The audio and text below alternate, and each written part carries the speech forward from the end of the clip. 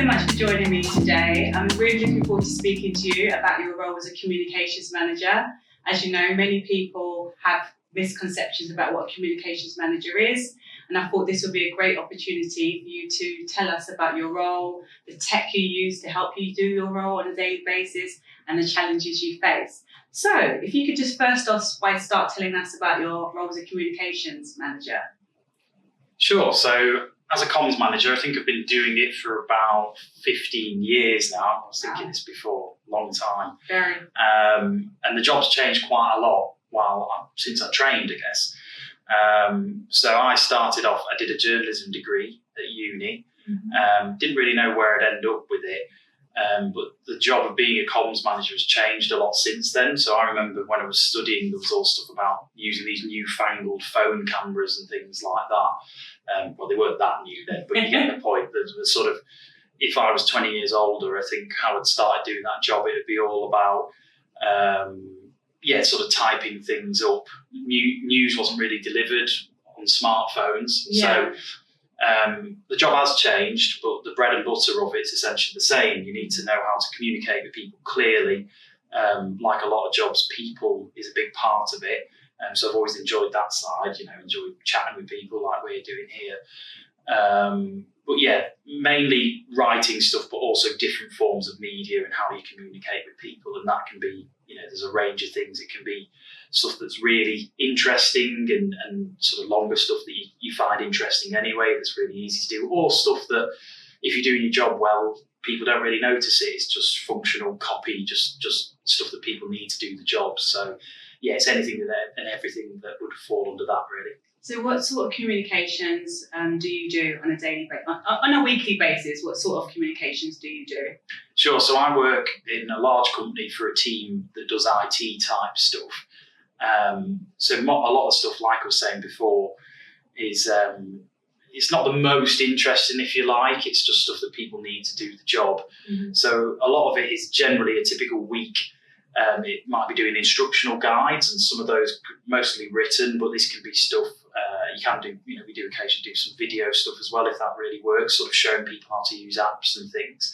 Mm-hmm. A lot of it is probably the bit of the job that people don't talk about that much, is you've got to be kind of in the right places to know what's going on. So like most jobs, I have to go to my fair share of meetings and behave myself during those.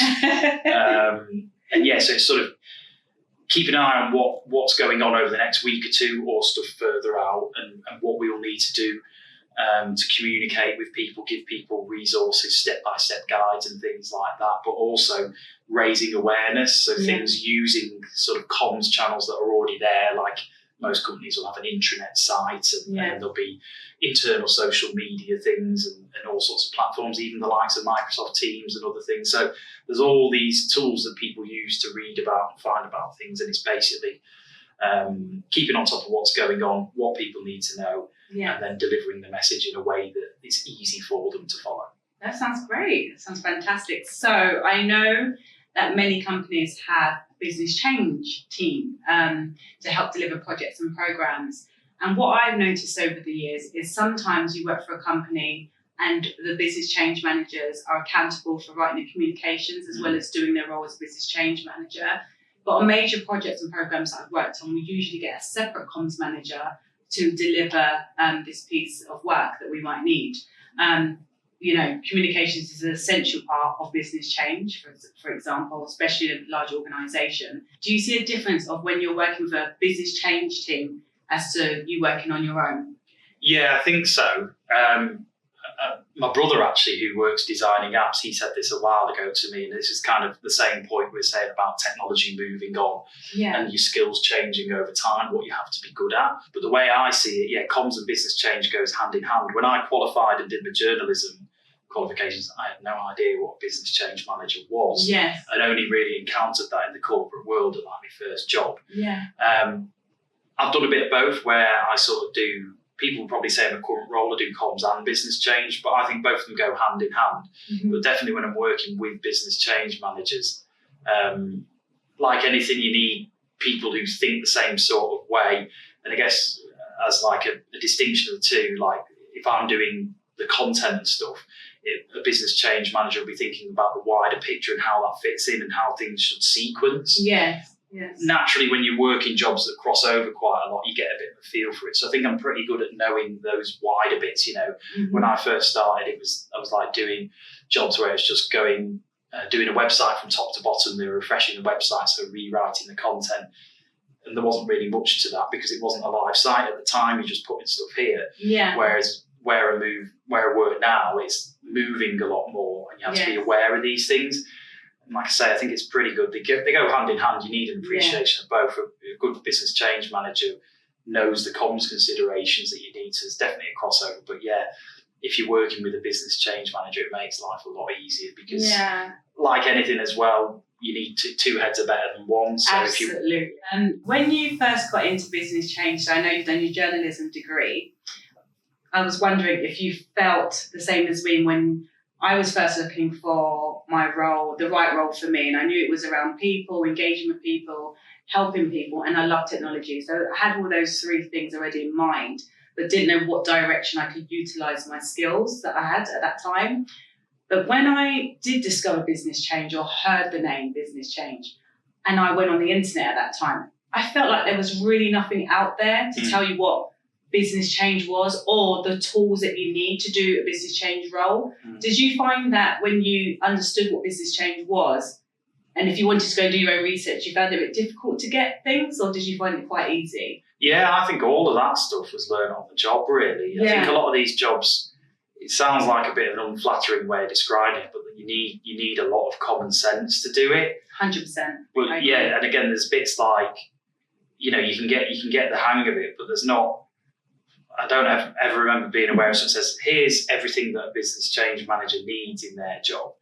And a lot of it is quite subjective stuff. And like I say, you can't foresee everything that's coming as well. So some of it you have to adapt and be able to deal with things on the hop as they're coming up. So there's always stuff, even the best laid plans, you'll have to change them if there's some other message that has to go out on this day and you've got it all laid out there, then you'll have to change everything. So it's I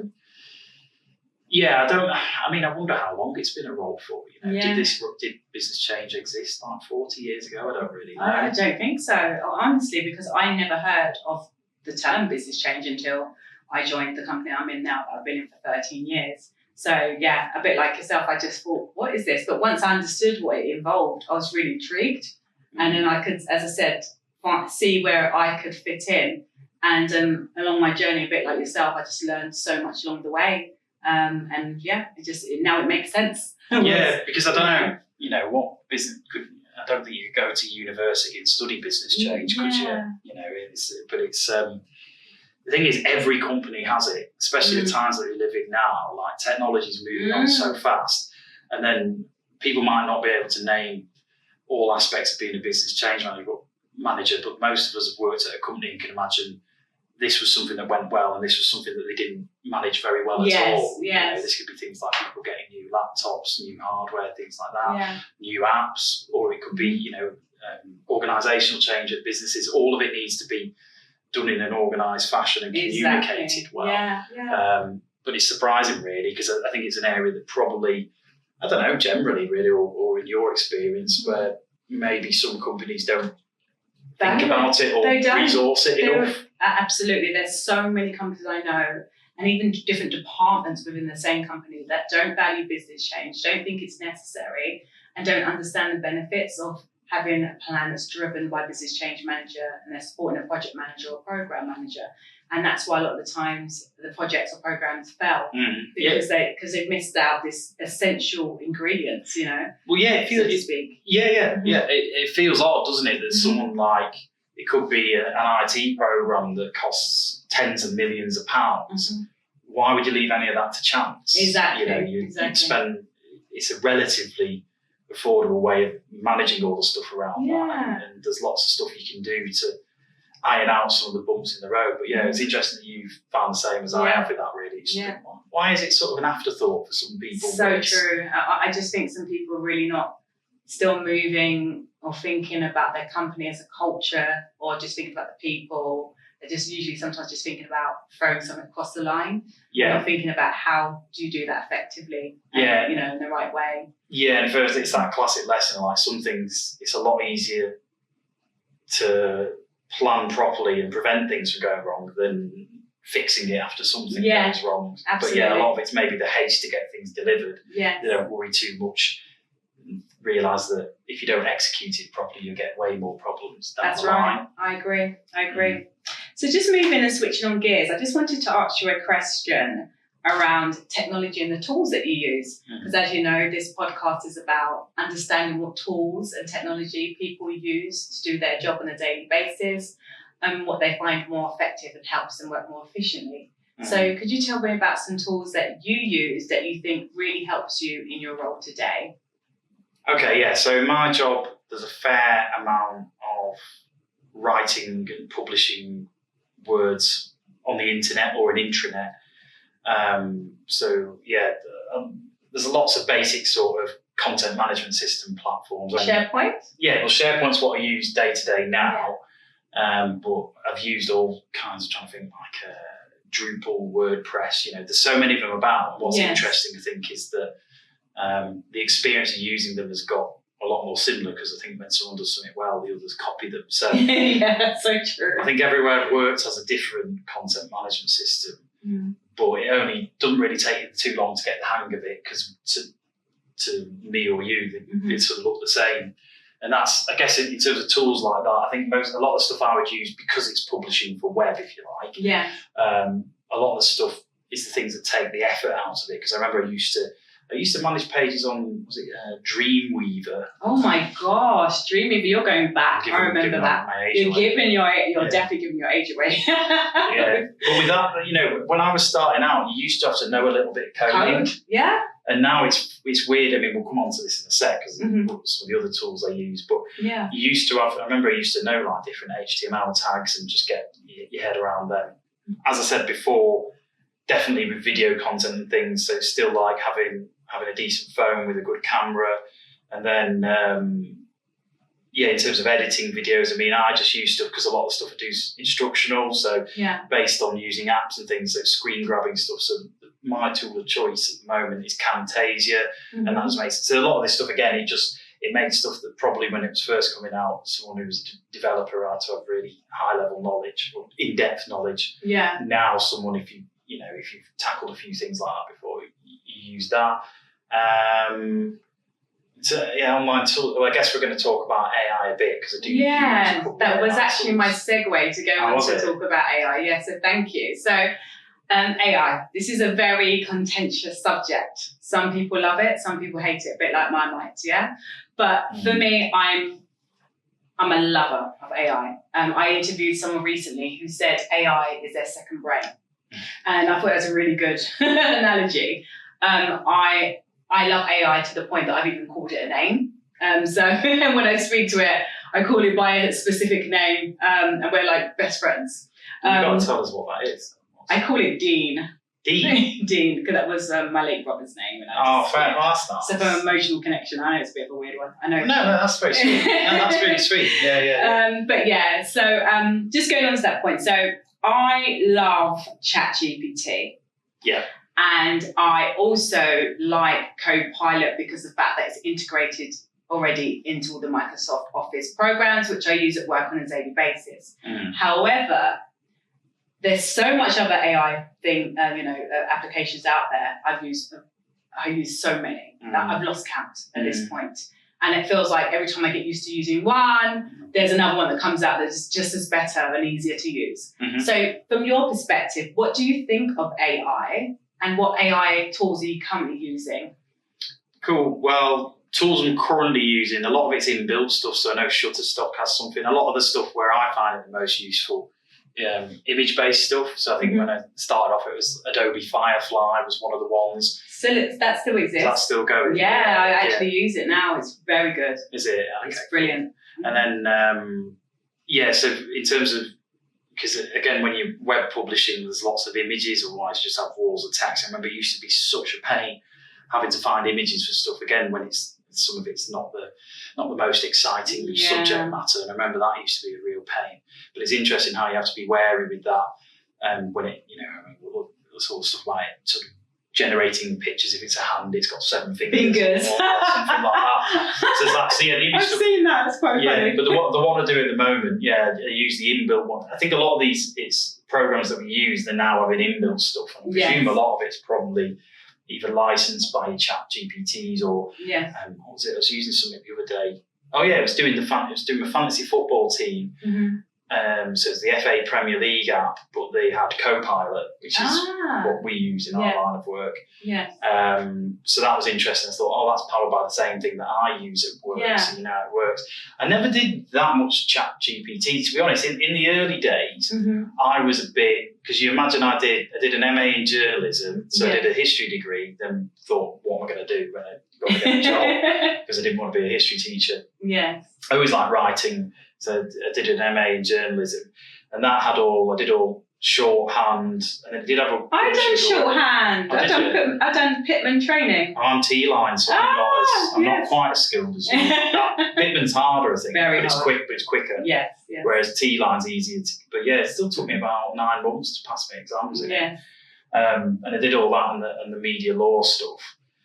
So when I was first starting off, I remember thinking, why is everyone so bothered about how AI is going to nick my job? Because it seems so far away that the ability. And I'd see it as a sort of badge of honour. I'd sort of see I can go and write a leadership message from our director in 20 minutes. I don't need ChatGPT to throw it out for me. Yes. But it has, my thoughts.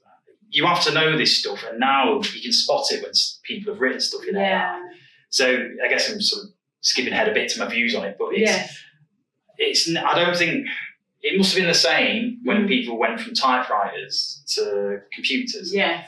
And I think you've got to not master it, but it's not that hard to get to grips, get the basics and start using it. And I definitely, I remember when we were talking about doing this chat, definitely on the planning side, I use it a lot more. So like I say, some of the stuff that I'm writing, I've been doing it 15 years, I can do it relatively quickly, knock something out in half an hour. Yeah. That if I generated it with AI, I'd probably spend 15 minutes editing it. Yeah. And definitely, in my team, we're big on the sort of, it should never be the final piece. That's right. You use it and then tool. You go and review it. But it doesn't half, because it can delve in, it's so smart that it can see so it knows the team I work in based on the documents on my machine and stuff I've used before. So it does save you loads of time, because if you want to if you get the prompt right, and it will, you sort of saying, can you just do a summary of things that we've done in the last 3 months based on what's on the site, and it'll just take a lot of the effort out of that. So you have to use it.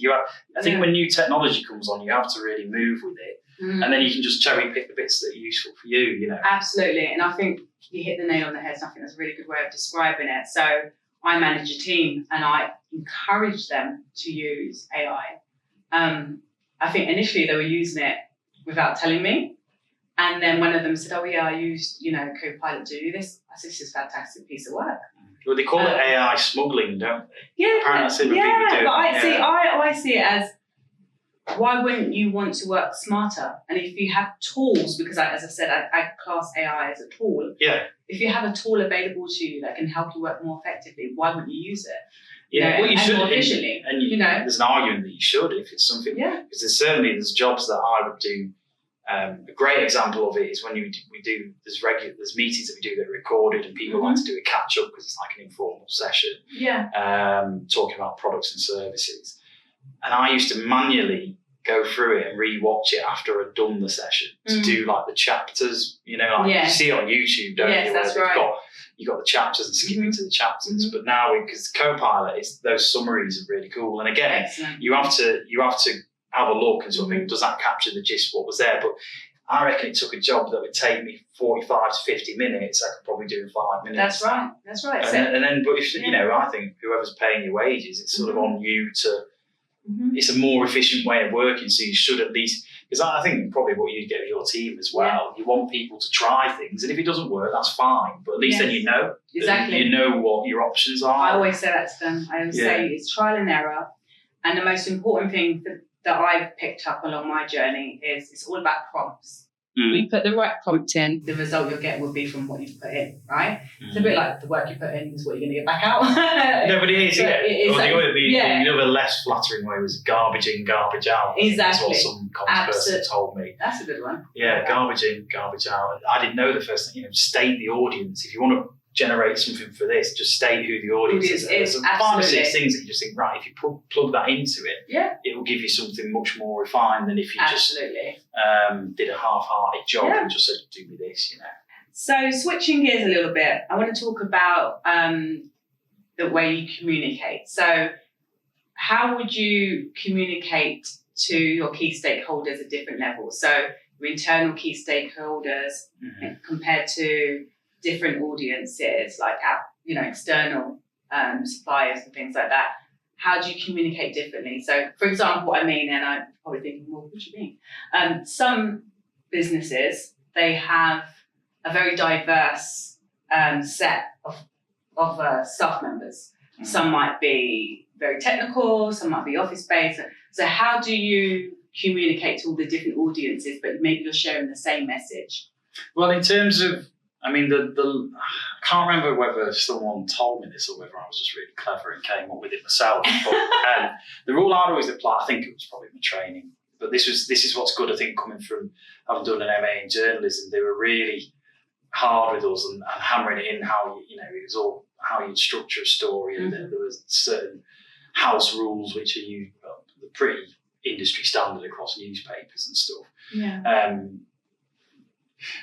You don't want to assume any level of complicit knowledge. So I think a common mistake people will make, particularly if it's like talking technical stuff like IT stuff, is they'll overuse jargon and things. I always think, first of all, it's plain English. Yes. And the rule I would apply, I think I did come down from someone came up with this, is imagine if I was talking about what the team I work for does and it's quite technical stuff. Imagine if it was at some dinner party and it was someone's grandma or granddad was there and they asked, then you've got to explain it in a way that it makes sense to them. That's right. But it is, but then there's some things that, because everyone knows what an app is now, probably. Everyone who's working knows what an app is.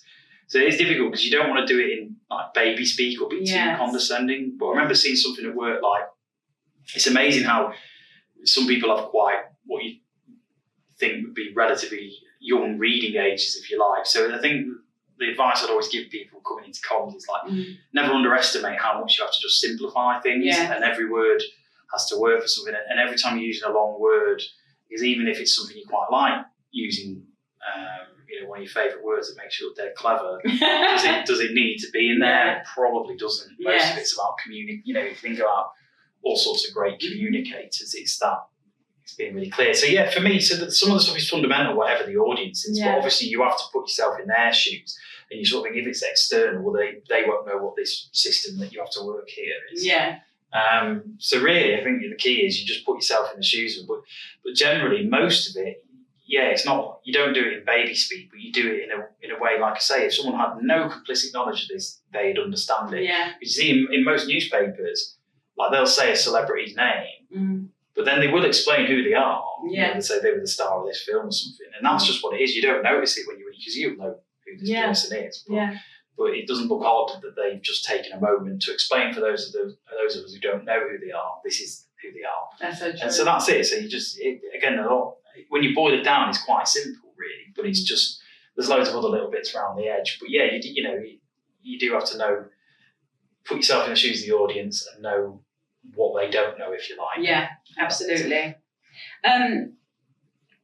This might be a bit of a challenging question, or maybe not. Oh, God.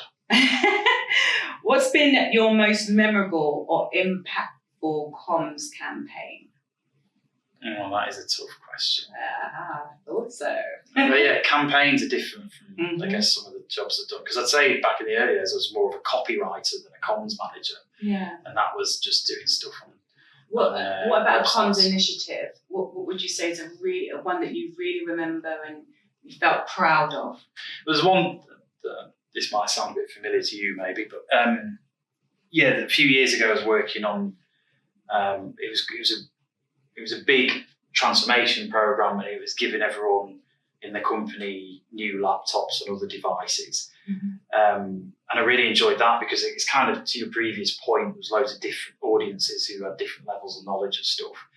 But it was good in that because I'd be getting out and about, filming videos and things like that. And you're thinking, I think it was 40 odd thousand people who this would be hitting. And I've done email, outbound mailers, sort of marketing emails going out from the company to its customer base, and those were going out to like 200,000 people. And I always remember thinking in the early days, you're like, God, I'm pressing send, it's going to this many people.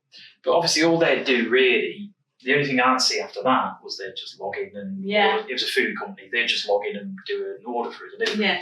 Whereas what was cool about this is like it's people, and then you're going out and seeing some of these people out in very different roles to my role, and you're talking to them, interviewing them stuff. And I think that was it's a big bit of work at a challenging time. So it's different. You could see the fruits of your work, if you like. Because if you imagine I'm sort of doing website-based stuff, you might not see that, even when I've done social media stuff and things like that. But that was cool because... You said you went out to different locations. Why did you go to different locations? What was you doing there? So basically filming people. So I'd find someone who was like a good example of a certain user group. And then we were filming a video that would advise other people in that user group. It was like upgrading stuff somewhere, basically. So it was sort of... Like user stories? Well, I don't know, mate. Yes, not really. It was a bit more... It was just to do a video saying, here's what to expect. We'll send someone on site, they'll do that. Oh, okay. But I went to one of the first ones to do it. So setting the expectation, basically, like... it's like an instructional video to help them prep for something. Well, that sounds different. Oh, it's great fun, but you meet really nice people who are always really helpful. So I remember that because I think in terms of impact with that, like I say, it was a large number of people, but it was something I think people need this to do the job. And then you'd get a lot of good feedback from, and you'd meet a lot of people. But that was one of the ones where it made more sense to go out and do a video. So I found myself in the middle of Staffordshire somewhere, filming something with a bloke that I'd never met before. What skills do you think a communication manager would need nowadays to get a role like yours? So I think we've kind of mentioned a couple of these bits before, but I think it's that keeping on top of new technology. I think I mentioned it before, my younger brother who works making apps and stuff, he said in today's market, companies are looking for smaller teams that can do a bit of everything. So like it wouldn't make sense for someone like me to say, well, I'm just a word man, I don't touch videos, I don't do this, don't do that. So I think with a lot of it, take any opportunity you have to learn new skills. Definitely, I know before you mentioned that you did shorthand as well. So that's something I did when I was at uni. Any little skills, or it's not, didn't feel like little when I was learning it. It took me 9 months, but learn skills that not every person can do. Get professional qualifications. There's lots of stuff out there. Look at it and make sure. Just see what your options are. Just on professional qualifications. So I know many people that don't have a degree, but they went on to do professional qualifications in the field that they're interested in. Do you think someone has to have a degree to be a communications manager? That's a really good question, and I used to think they'd have to have a journalism degree. I don't think so now, having worked with lots of people who are very good at it who don't have that. I think a lot of it you can learn. The degree equips you with the technical stuff and then some experience, like we had hands-on experience, you had to run a paper. And I think I said before, there's some stuff that helps you. Like a course would really help you get to grips with something faster. I think that's the way I'd describe it. Professional qualifications and stuff, they give you a fast route to it. And it gives you, a taster of it to see whether it's something you want to do as a job.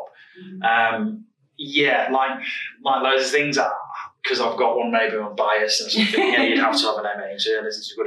I've met lots of people who don't, who are very good at it. A lot of the stuff, there's lots of things that I don't have a degree in that I've worked my way into being good at it. So I think a lot of it's more about the way you are with people and your attention to detail and your ability to learn, all the technical stuff you can teach. Absolutely. I'm a huge believer in what you've just said. I know many people that don't have degrees a bit like yourself, and they're fantastic at their job. They've learned it on the job. I actually think apprenticeships are very good though, because it's hands-on experience, isn't it? And I think that would be a very good role potentially for a young person that wants to get into communications, perhaps. Oh, I think so. I wish I could go back and tell my 18-year-old self that. To get on my course, I had to do work experiences, a couple of weeks that I did it at the Cambridge News, and then I did Channel M in Manchester, Wow. where I'm from.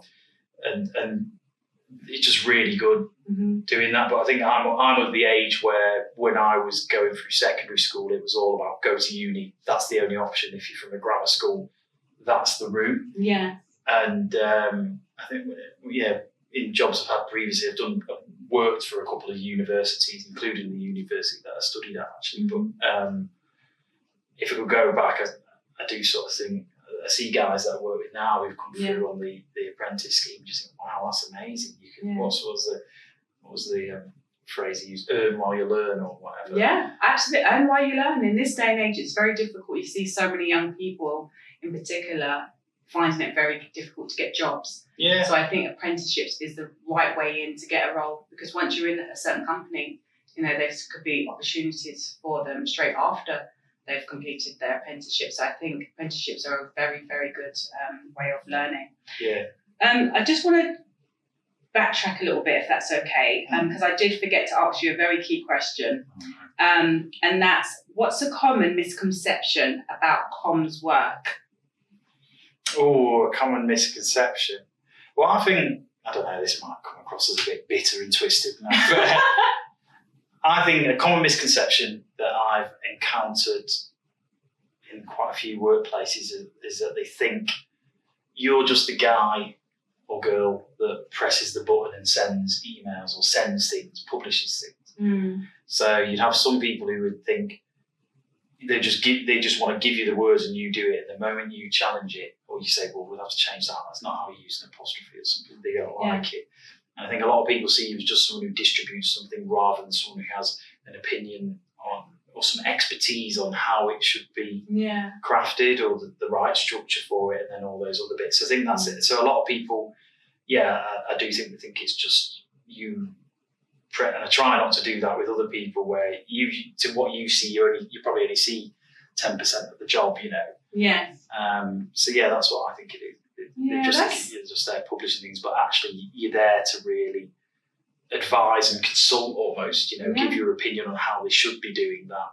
And as the experts, they should be listening to people like yourself that's been doing that for so long, that maybe knows the audience more than they do, know what lands and what doesn't land, know the right channel to communicate. So as you know, again, business change and comms go hand in hand.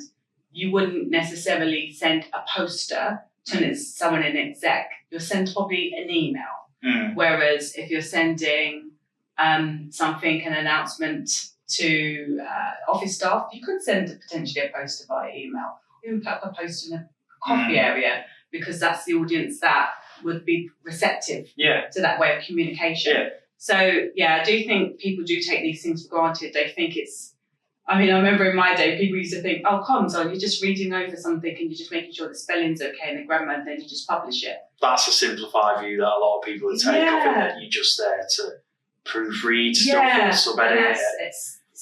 It's beyond that now, especially with technology. But it's an interesting one, but it comes, I'm sure it's the same for people in a lot of jobs where if you don't see it, people go, how hard can it be? Because it's not something, if it's someone had a tangible job, if you're a plumber, or if you had a plumber, you wouldn't tell them how to do that. Exactly. But it's I don't encounter that too often. It's fine. It's not a big deal if you do. You just got to sort of explain. Well, no, this is why. Like a lot of things, you explain why. A load of people get it when you explain. Well, have a think about this. We want to do this because of this. And I always sort of drop in, when I did this before with something similar. This is what worked, and that's why we don't do that. So I'm not. I don't get too worked. Too offended. It's quite funny because I done an experiment recently where I said to my friends, watch this, when I go out and someone asks me, what do you do for a living? And I say what I do, what my job title is. They would be like, what the hell is that? So I went out with my friends and someone said, so what's your name? What do you do for a living? That kind of general chit chat. And I said, I'm an IT lead business change manager. And they're like, oh, that's great. Looking a bit, puzzled. And then I said to them, do you know what that is? I ain't got a clue now. I ain't got a clue what you just said. IT what?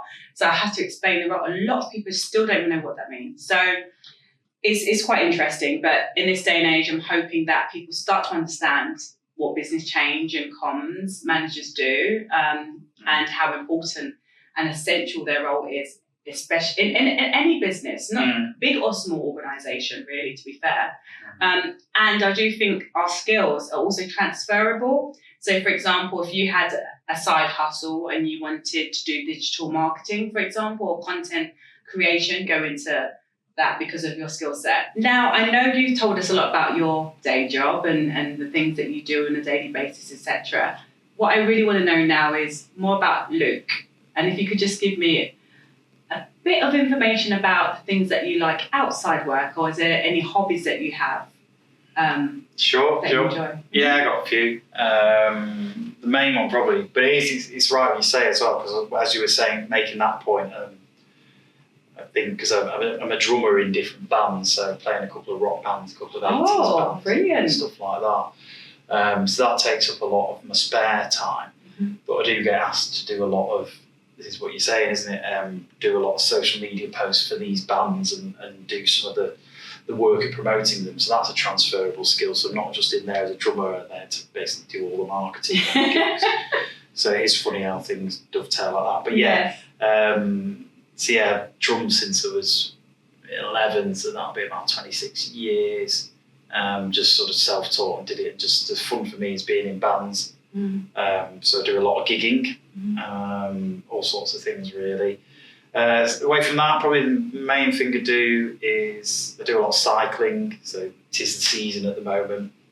So I've been doing a lot. I've just got back from, I was in Holland, Netherlands and Belgium and rode across them with a mate, which is great. I've done a couple of triathlons before, so I like swimming and running as well. But the one I'm probably most comfortable doing is cycling. So make sure I do a bit of that. And then aside from that, recent hobby is I'm getting into growing fruit and veg. Brilliant. Oh, you need to teach me a lot about that then, please. It takes up all your time. That's the first thing to teach you. Okay, so I will let you do that first for a longer period of time, and then you can teach me. Oh, I see. Harvest my knowledge. Right? Yes, exactly. So on that note about your hobbies, I wanted to give you something that kind of coincides with your hobby as a drummer in a rock band, but also it's a quote and it's a t-shirt that we're actually going to be selling on our online store.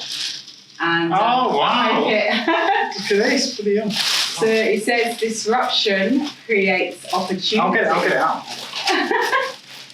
I hope it's the right size. Well, this could be the very embarrassing bit where it's like really tight on me. Because it's got bigger since we last spoke.